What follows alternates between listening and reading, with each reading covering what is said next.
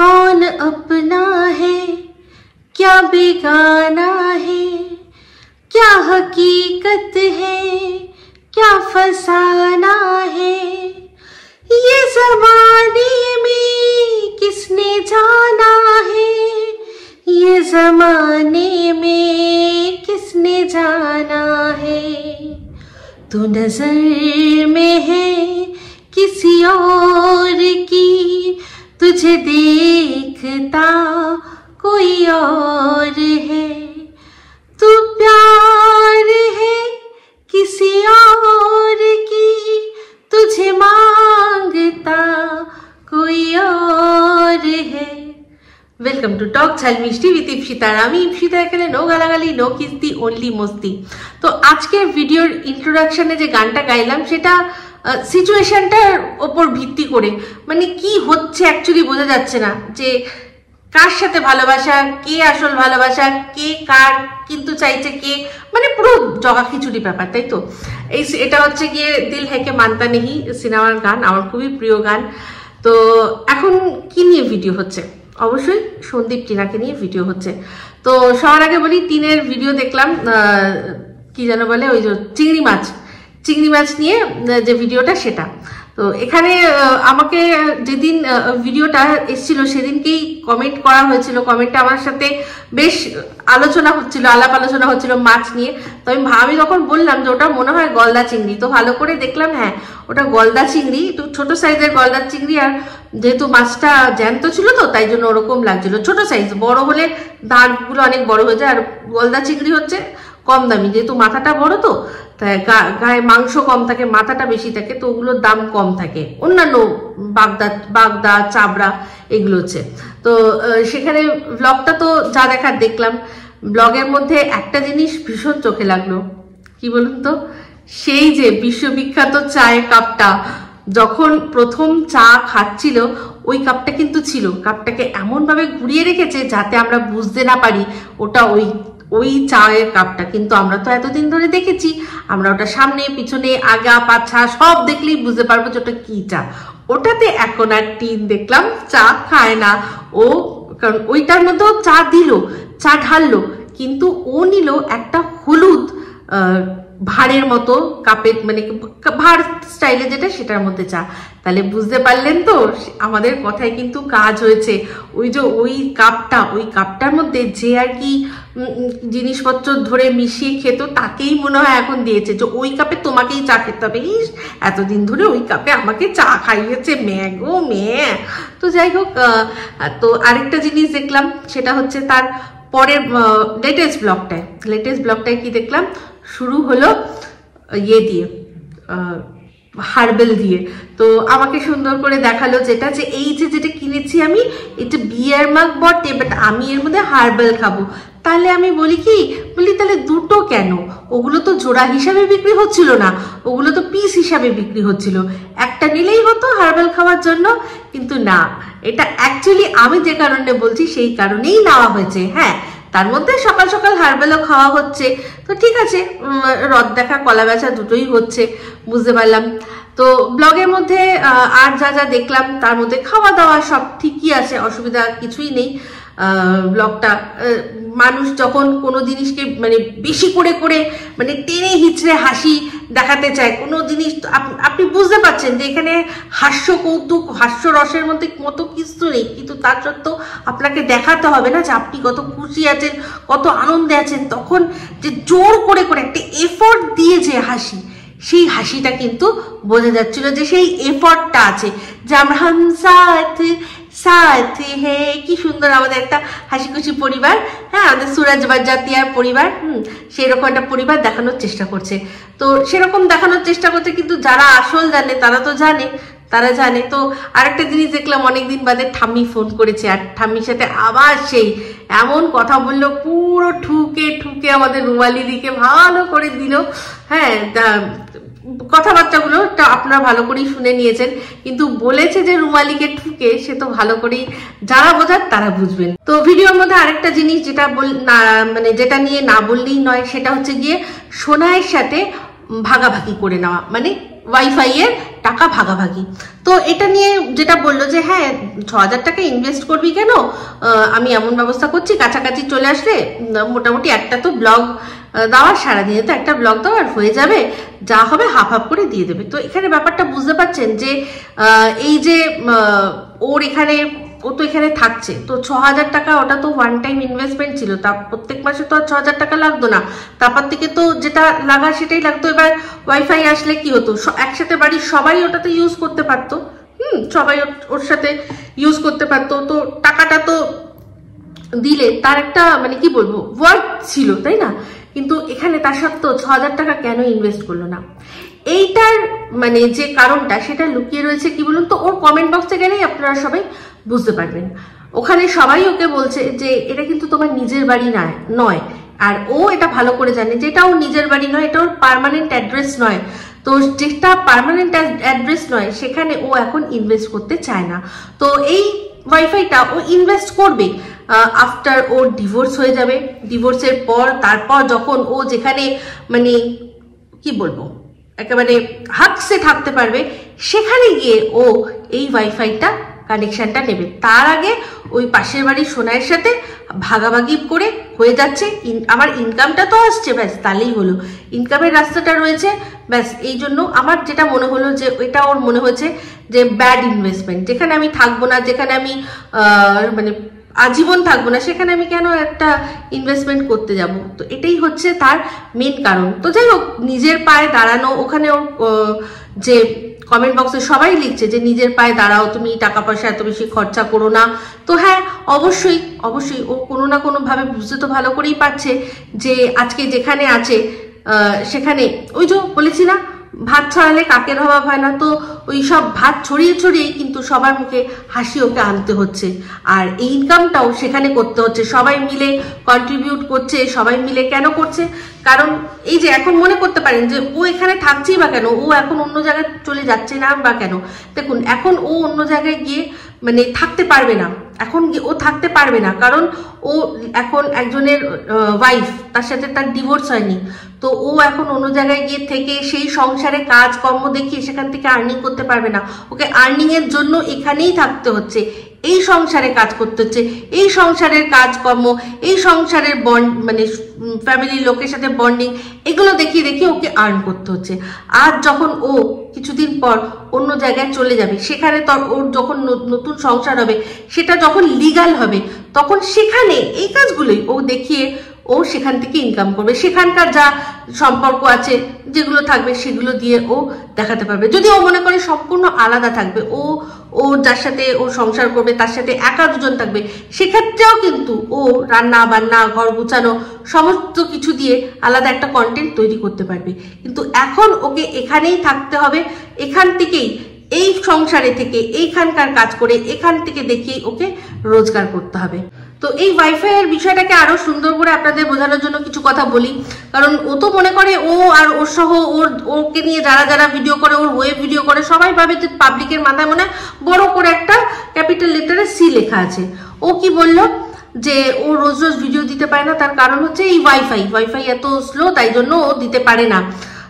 তো চিন্তা করে দেখুন, যে মানুষটার এত ভিউজ, যে জানে যে একটা ভিডিও দিলে আমার এত ভিউজ হবে, যেখান থেকে আমি মানে রোজ চাইলে যে টাকাটা, যে অ্যামাউন্টটার কথা বলছে, সেই অ্যামাউন্টটা ওর প্রায় ডেলি ও করে নিতে পারে, ডেলি করতে পারে, বা তার হাফ ও করে নিতে পারে ডেলি একটা ভিডিওর মাধ্যমে। সে কখনো পরপর মানে 3 দিন ভিডিও বন্ধ রেখে তারপর ভিডিও দেবে? এটা তো ও তো যে 6,000 টাকা যদি ইনভেস্ট করে প্রত্যেক মাসে, মানে ও যদি মাসে 6,000 টাকা ইনকাম করে, সেই 6,000-এর এগেনস্টে ও 60,000 টাকা ইনকাম করে নিতে পারবে। সেখানে তো 6,000 টাকা এটা ওয়ান টাইম ইনভেস্টমেন্ট, তারপর থেকে 599 মানে 600 টাকা করে। তাহলে চিন্তা করে দেখুন, সে কখনো ছাড়ে? 6,000 টাকা ইনভেস্ট করবে, তারপর মাসে মাসে 600 টাকা করে দেবে। তার এগেনস্টে যদি ও মানে মাসে 60, 70, 80,000 টাকা কামায়, সে কখনো এটা ছাড়বে? কিন্তু ছাড়ছে, কারণ এটাই, এখান থেকেই তো মানুষ বুঝতে পারবে যে ও এই যে মাঝখানে যে গ্যাপটা দিচ্ছে, সে সময় ওর দেখানোর মতো কিছু নেই। সে সময় সে এমন জায়গায় থাকে সেখানে ও কিছু দেখাতে পারবে না। সেই জন্যই এই ওয়াইফাই এর মানে দোহাইটা দেওয়া। আজকে সন্দীপরা মানে এই যে যেখানে ও থাকে তার থেকে আরো কত ইন্টেরিয়ারে থাকে, আরো অনেক বেশি ইন্টেরিয়ার থাকে। তো সেখানে সন্দীপ রোজকার রোজ ভিডিও দিতে পারছে, রোজকার রোজ ভিডিও দিতে পারছে, আর ও দিতে পারছে না। এটা হয় কখনো? হয় যদি মানে ওয়াইফাই থাকে নিশ্চয়ই দিতে পারবে, নিশ্চয়ই দিতে পারবে। কিন্তু এটা এই 3 দিনের গ্যাপটা দেওয়ার কারণ এটাই যে একবারে ও ভিডিও একদিন করে, সেটা আপলোড করে, তারপর 2-3 দিন ও পুরো স্টপ থাকে, যেখানে থাকে সেখানকার কিছু দেখানো যাবে না এখন, সেই জন্যই। এটাই হচ্ছে মেন কারণ। তো যাই হোক, আজকে ভিডিওর মধ্যে এখন আমি বৌমনিকে কিছু কথা বলতে চাই। তো বৌমনিকে বৌমনি চাক না চাক, বৌমনির ছবি সবাই দেখে নিয়েছে। এই যে ওর ননদি বিয়ের আগেই ওর কিন্তু পুরো ভিডিও শেয়ার করে দিয়েছে। তাহলে এখন কেন ওর মুখটা দেখাতে দিচ্ছে না? ও কি বৌমনি কি কিচ্ছু বুঝতে পারছে না ব্যাপারটা? আজকে এই ওর ননদ মানে টিন নিজের ননদের চ্যানেলে মুখ দেখিয়ে নিজের ফেস ভ্যালু তৈরি করেছে।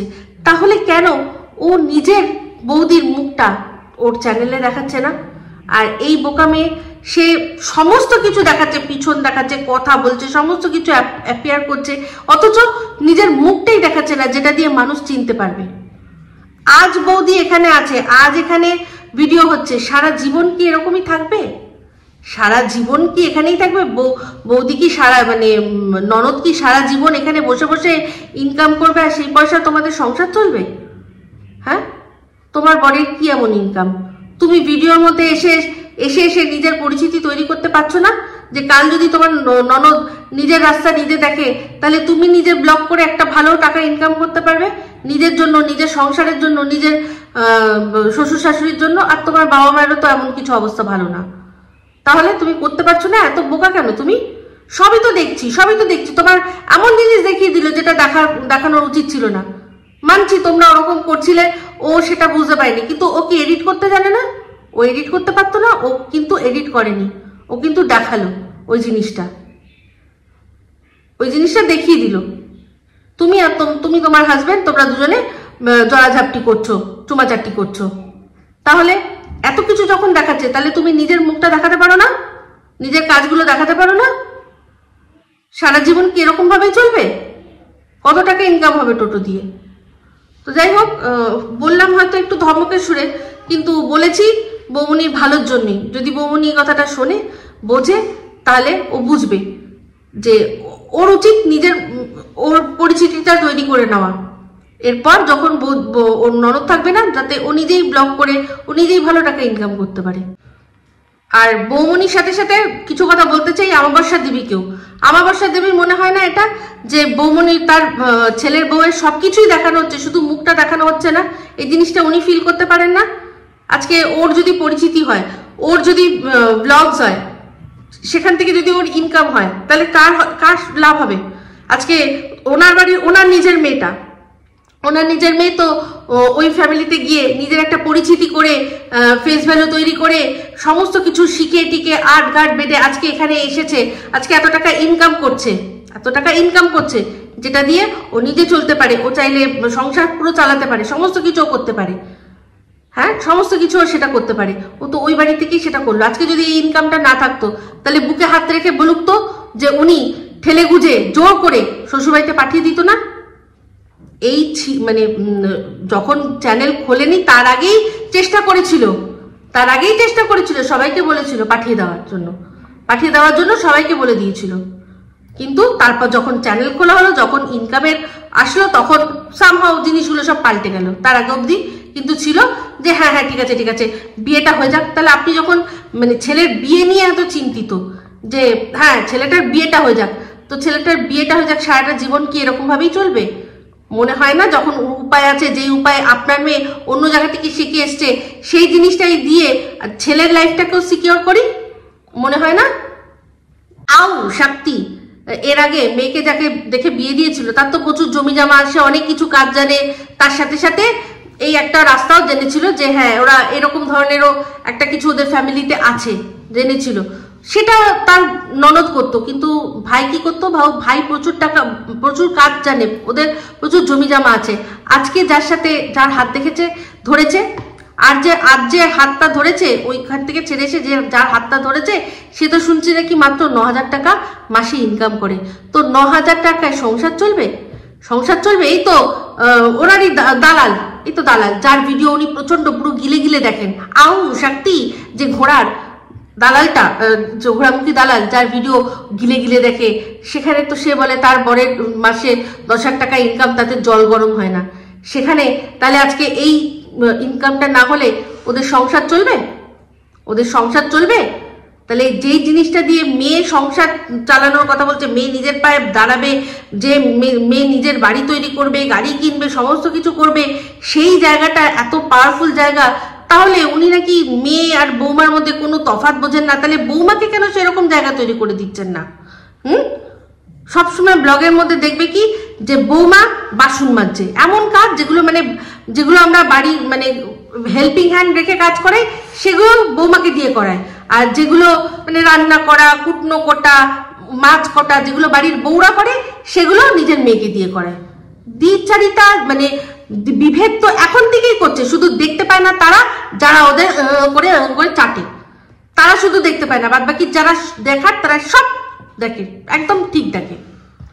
তাহলে এবার বলি, এই অশুভ শক্তি আর অমাবস্যা দেবী কি ইচ্ছা করেই নিজের বৌমার ফেস ভ্যালুটা তৈরি করতে পারছেন না? কারণ ওনার তো একবারে হাতে কলমে দেখেছে যে নিজের মেয়ে কিভাবে ফেস ভ্যালু তৈরি করে জামাইকে কাটাস করে একটা লাথি মেরে আজকে এখানে এসে নিজের মতো নিজের লাইফ লিড করছে, সবাইকে হাতে এরকম করে ছড়ি ঘোরাচ্ছে।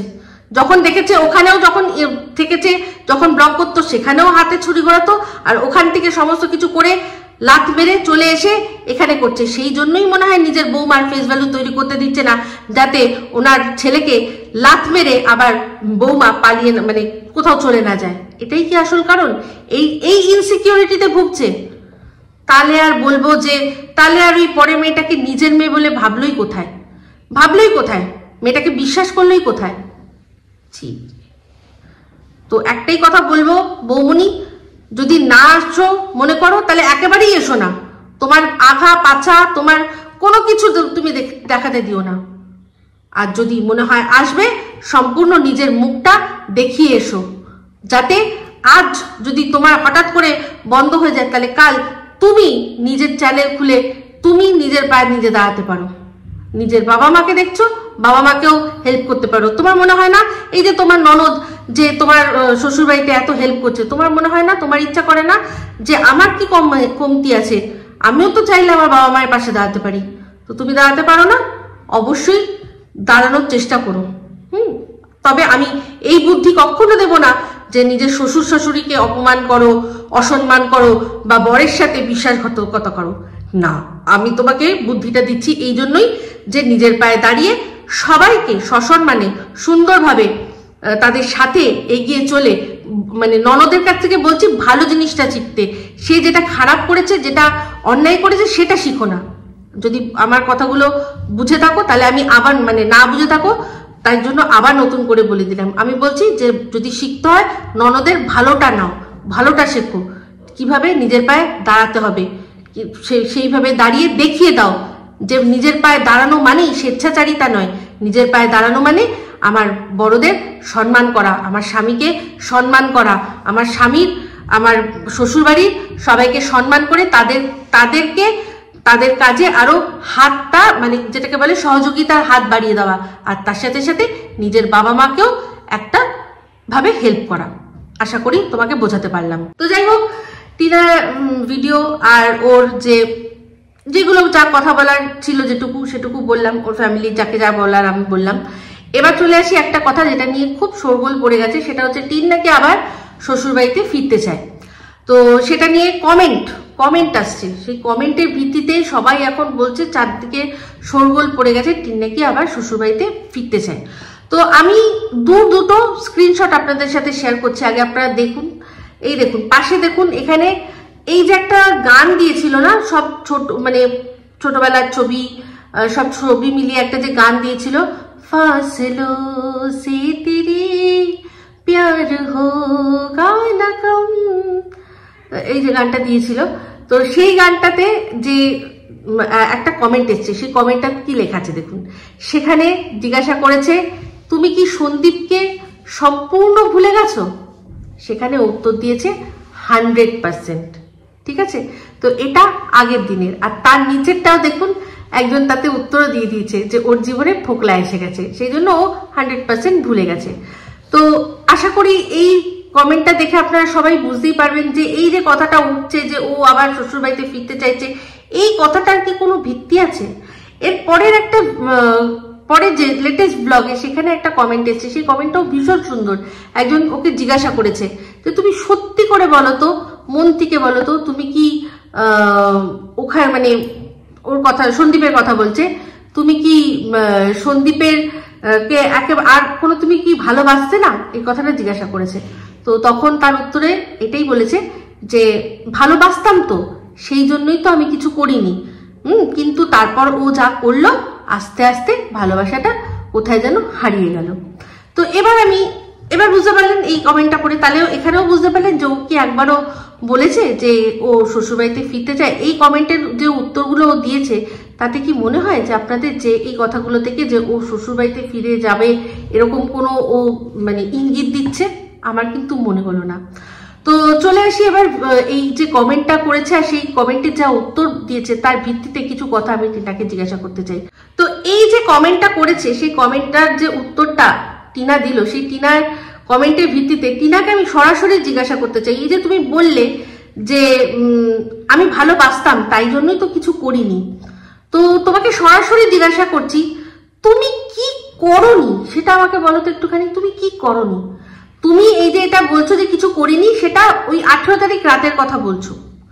18 তারিখ রাতের কথা, তুমি সেদিন করনি হচ্ছে গিয়ে 498 কেসটা করনি, বাদ বাকি তুমি কি না করেছো?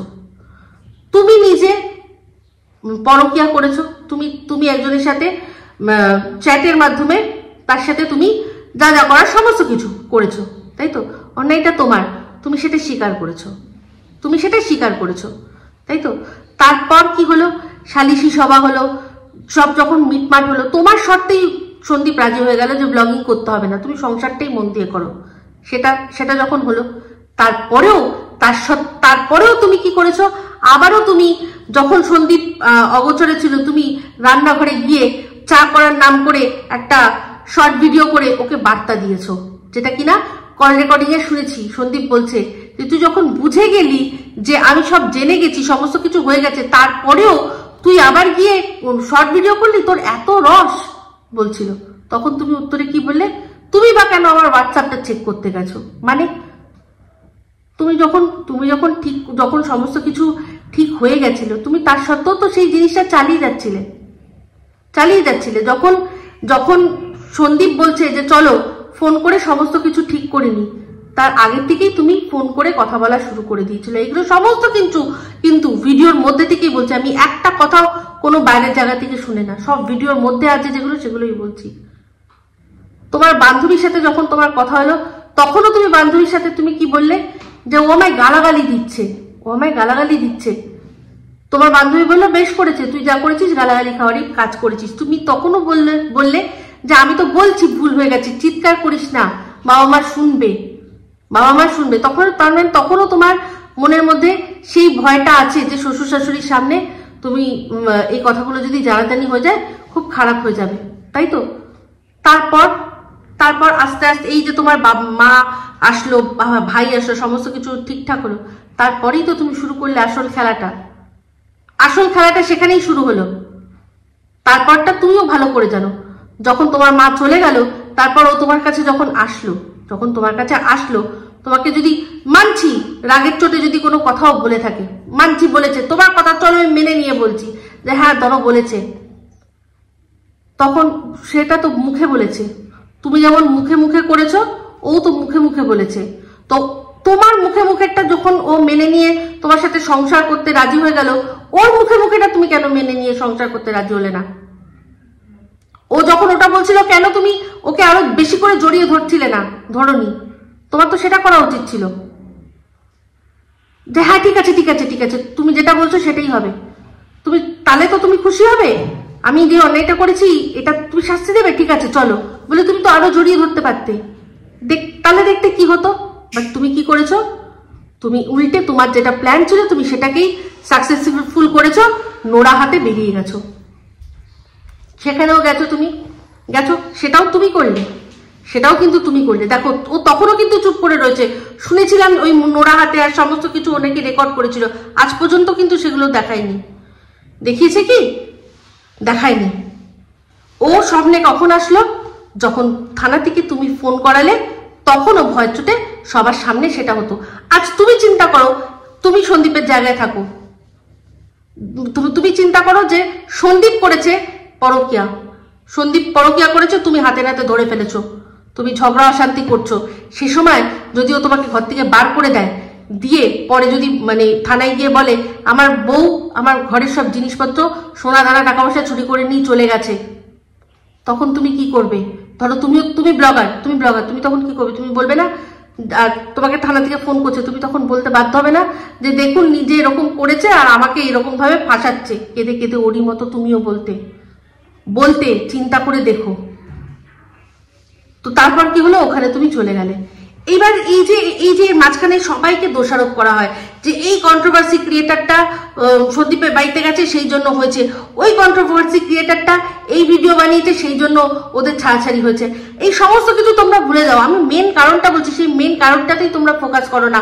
মেন কারণটা হচ্ছে এই কবিতা চোর, যার হাত ও ধরেছে। সে কেন হঠাৎ করে মুম্বাই থেকে চলে আসলো? এসে সবার আগে ওর সাথে গিয়ে দেখা করলো, যে জিনিসটা হাত মানে ফোনে ফোনে হচ্ছিল যেটা সামনাসামনি হয়ে গেল, আর হবে তো হবে, সেগুলো সমস্ত কিছু ফোকাসড হয়ে গেল। তুমি তোমার একটা সংসার থেকে সদ্য বেরিয়েছো, তোমার এক্ষুনি এত ঘোরা বেড়া না করলে চলছিল না।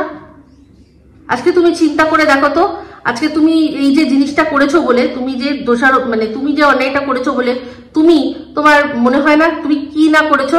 একটা মেয়ে তোমাদের পাড়ায় যে থাকে, কোনো অশ্লীলকালে সন্দীপের সাথে কোনো সম্পর্ক ছিল, সেই মেয়েটাকেও তুমি বদনাম করতে ছেড়েছো। তার কি দোষ আছে? তুমি ভালো করে জানো যে তার সাথে সন্দীপের কিচ্ছু নেই, কিন্তু কারণ ওই কল রেকর্ডিংয়েই বলেছিল সন্দীপ যে আমার সাথে হয়তো কোনো সময় ছিল, কিন্তু যবে থেকে তোর সাথে আমার বিয়ে হয়েছে আমার সাথে কি আর কারোর কোনো সম্পর্ক আছে? তুমি নিজের মুখে স্বীকার করেছিলেন না, কিন্তু পরবর্তীকালে তুমি গিয়ে বলেছিলে কি যে ওদের পাড়ারই একজন আছে যে নাকি বাড়ির সামনে ঘুরঘুর করে। তোমার একবারও মনে হয়নি যে সেই মেয়েটার কি দোষ আছে, সেই মেয়েটার কি অন্যায় হয়েছে? দোষটা তো আমি করেছি, আমি পরকিয়া করেছি। আজকে তুমি সন্দীপকে আগের থেকেই ওর চাল চলন হানা টানা নিয়ে তুমি বলতে, তুমি কি করতে বাকি রেখেছো? আজকে তোমার হয়ে যারা ভিডিও করে তারা বলছে যে সরকারের বাবা এসে হাতটা ধরেছে। কে দেখতে গেছিল? তো এই যে কারণগুলো যে বলছো, সেই কারণগুলো বোঝো যে অ্যাকচুয়ালি কি কারণে তোমার আর ওখানে ফিরে আসা হলো না। কারণ সবাই তুমি যাদেরকে মানে নিজের ভালো মানে ভেবে বলো বা নিজের দিদি বলো, এখন তো এই যে ঘোড়ামুখী তাকে তুমি দিদি বলেছো, সেই তো সমস্ত কথা বলেছে।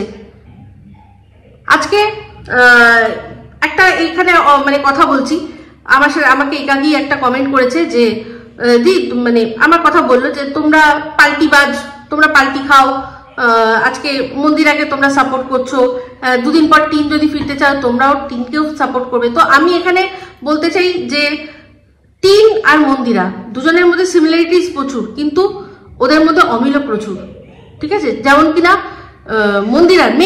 মন্দিরা যাই করেছে, যেটাই করেছে, কোনো একটা মুহূর্তে নিজের মেয়েকে কাটছাড়া করেনি।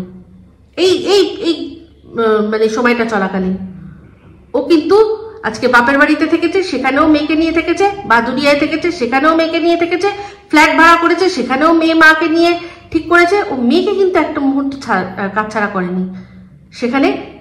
সেই জন্য ওকে আমরা যখন বিচার করি তখন ওর মধ্যে সেই মমতার ব্যাপারটা দেখে আমরা চিন্তা করি। হ্যাঁ, মেয়েকে রোজ ম্যাগি খেতে দিত, মেয়েকে হয়তো সেরকম ভাবে টেক কেয়ার করতো না, কিন্তু কাটছাড়া এক মুহূর্তে করেনি। এটা কিন্তু মাথায় রাখতে হবে। সেখানে একে আমরা কি দেখেছি, যেটা নিয়ে আমাদের মেন প্রধান আমরা সবাই বলেছি যে কি করে একটা মা তার সন্তানকে কাটছাড়া করতে পারে, সম্পূর্ণ সন্তানকে অস্বীকার করতে পারে, তাই না? তো সেই সময় এও কিন্তু এ যেরকম সন্দীপের ফুল ফ্যামিলিকে নোংরা করছে, মন্দিরা কি করেছিল, মন্দিরা মনে হয়েছিল ও নিজের ফ্যামিলি, নিজের বাপের বাড়ির ফ্যামিলিকেও কিন্তু যখন যাকে মনে হয়েছে ও তাদেরকে খারাপ করেছে। আর এ শুধু সন্দীপের ফ্যামিলিদেরকেই বলছে, ঠিক আছে। কিন্তু একটা জিনিস মাথায় রাখতে হবে, মন্দিরা কিন্তু 498 কেস করেনি, মিথ্যা 498 কেস করেনি, যেটা কিনা ও করেছে, যেটা কিনা টিন করেছে। তো বিস্তর ফারাক।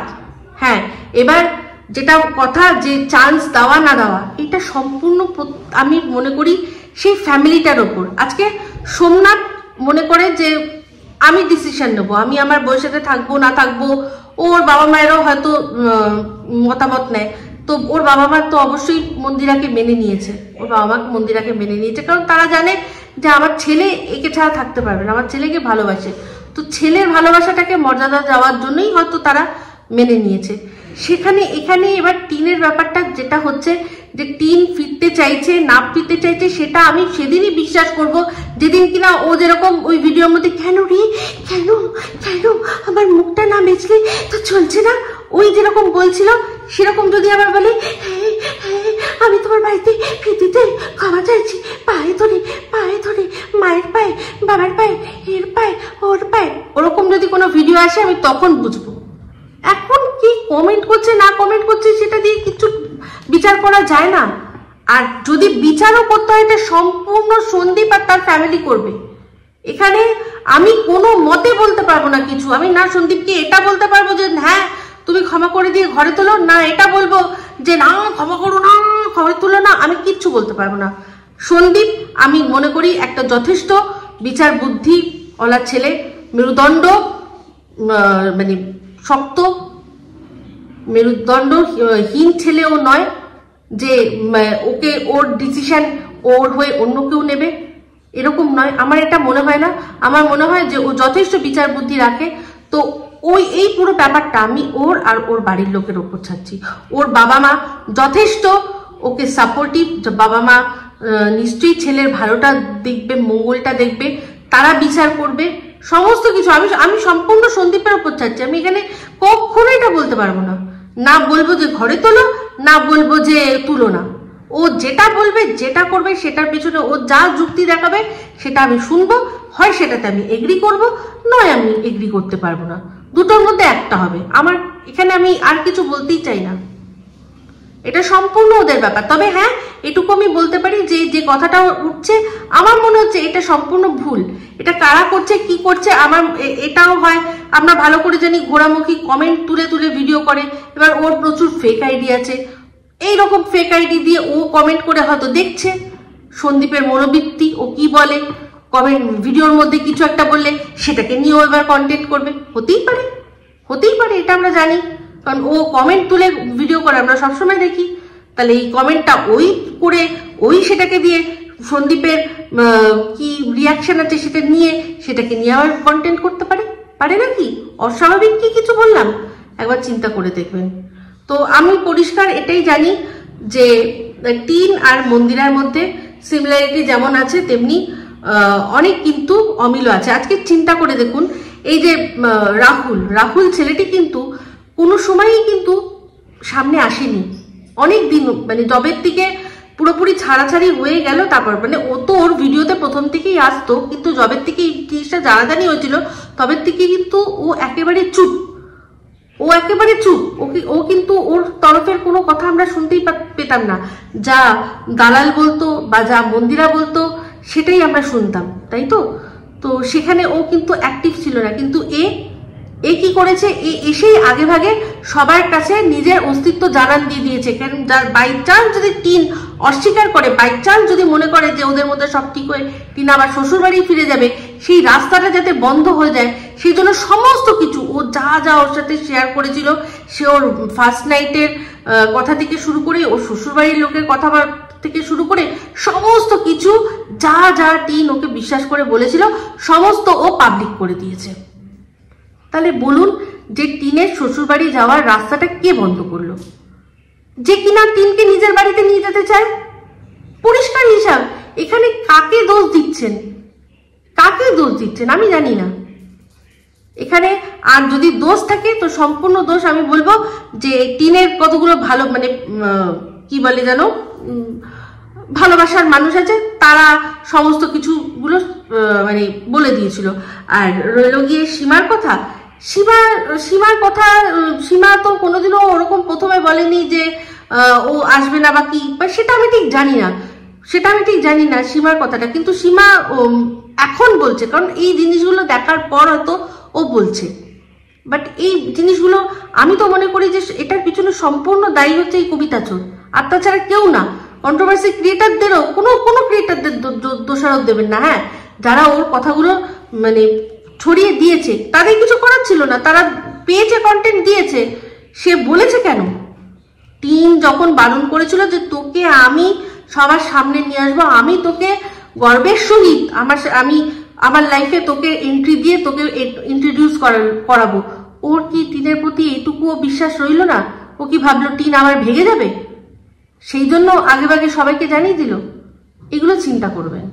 তো যাই হোক, ভিডিওটা এই অবধি রাখছি। যদি ভালো লাগে তাহলে অবশ্যই লাইক শেয়ার কমেন্ট করতে ভুলবেন না। যারা চ্যানেলটা সাবস্ক্রাইব করেননি তারা সাবস্ক্রাইব করে নেবেন। সবাই ভালো থাকবেন, সুস্থ থাকবেন। আবার আসছি খুব শীঘ্রই একটা নতুন ভিডিও নিয়ে। Me Ipsita signing off. Love you all.